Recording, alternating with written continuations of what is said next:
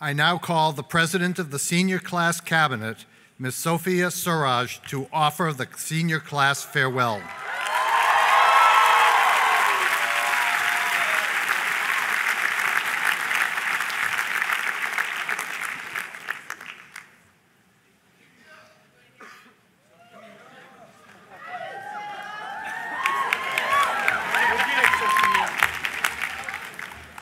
All right. How's everyone doing? Good, don't fall asleep. I tried writing this a couple times, so hopefully I got it right this time. Before I start my speech, two things. One, I'm not wearing my cap because it didn't fit, not because I'm being a rebel. I tried, it didn't fit. And then second, before I start my actual speech, I want to point out that the reason I'm up here is because I've been president of the 2015 class cabinet. Fun fact, that's been the only involvement that I've been involved in since freshman year. But I think an unfair amount of attention goes to the person with the biggest hair. So I want to thank everyone that's been a part of class cabinet. This includes Alyssa, Chelsea, Emily, Andrew, Zaisha, Mary, Nicole. Special shout out to my senior class cabinet, Kyle, Samir, Tyler, Elizabeth, and Deb. And then an even bigger shout out to anybody that was in the general body or the class reps program junior year.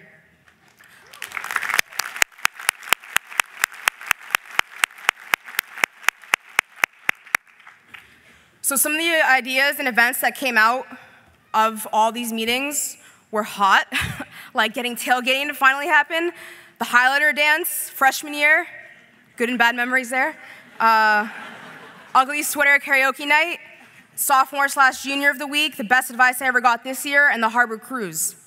Some ideas were not so hot, so I won't mention those. Regardless of whether or not you came to one of our events or deleted our emails, we always had one goal: to get you guys to realize how awesome the person to your left and how awesome the person to your right is. You might not want to be in a group project with everybody in this room, but trust me, the people we're sitting with right now, including yourself, are really great people, and I really mean that. So speech time, let's do this. So I'm hyping myself up, this is good. I plan on writing this speech the way I write all my papers, starting them a couple hours before they're actually due. That's when you're in the zone.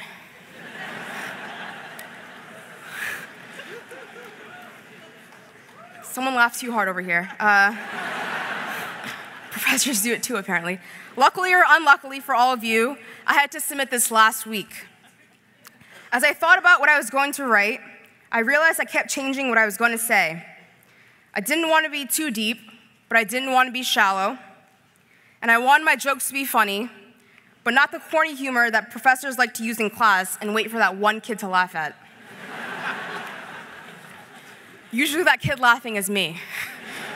Sorry. What I realize is that I'm not going to use this time to give you advice. I actually don't believe in giving advice.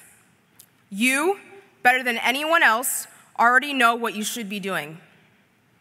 That isn't said enough, so I'm going to say that again. You, better than anyone else, already know what you should be doing. What I want to talk about instead is this: being fearless. If I were to ask you what fearless means, you'd probably think of someone having no fear. What it actually means is acknowledging that you have fear, but not letting it consume you. Like some of you, I was afraid to come to a business school with no idea of what business even entailed, but I let my excitement override that. I was afraid of people rejecting me for who I am, but I let my curiosity get me to say hello to anyone within my line of vision. Sorry if you found me annoying. I was afraid of taking leadership roles with no experience. Instead, I let passion and my desire to make a difference on this campus take the reins. In my time here at Bentley, I've been selected for 14 different leadership roles, been on Dean's List, President's List, held an internship every year, received a Falcon Award, and for some reason have been class president since freshman year. Okay.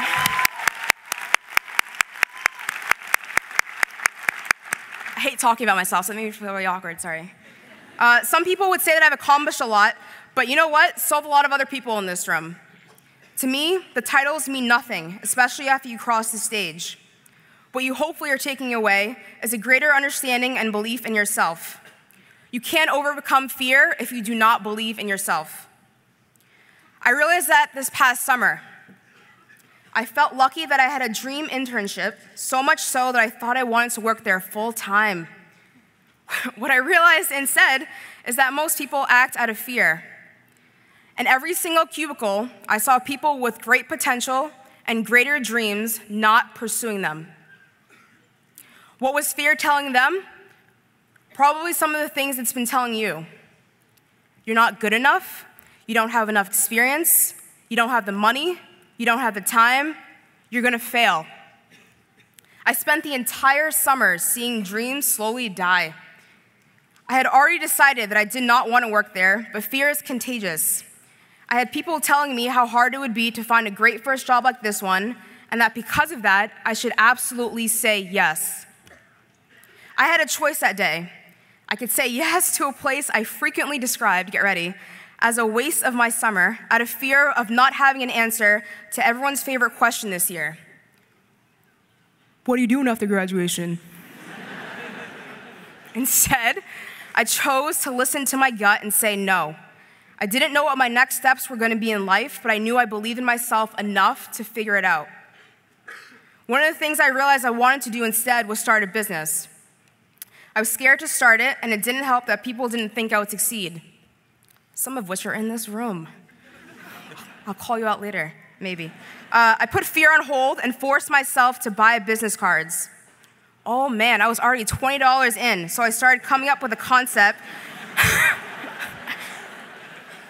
I did not use Vistaprint. I probably shouldn't have said that, sorry, Vistaprint. I was already $20 in, this is why no one lets me talk. So I was already $20 in, so I started coming up with a concept for the company. Once I made a logo, I figured I would start reaching out to get clients. Within a couple of months, I had started my own business and acquired 2 clients. If all you're hearing is me talking about my accomplishments, you're paying attention to the wrong thing. I'm a firm believer that everyone already knows what they want to be doing and has the capacity to succeed at it, but they let fear stop them from even taking the first step. You can get over a rejection, but I don't think you ever get over rejection of yourself. I've had the honor of being your peer these past years, and in that time, I've gotten to hear some of your dreams. They include being a teacher, becoming a CEO, something artistic, playing sports professionally, or securing a job that will let you travel the world. You know, if loans weren't a thing, most people in this room would not define success by how much money they make. Most people in this room would measure it by the amount of lives they could positively impact. I'm an idealist, so you have no idea how much it frustrates me when a great conversation like that isn't followed up with a course of action. I wish I could wave my wand or this gavel and make fear go away, but that's what makes life interesting to live. I believe everyone in this room has a potential to be great, but we individually choose whether or not we believe in ourselves enough to actually do it.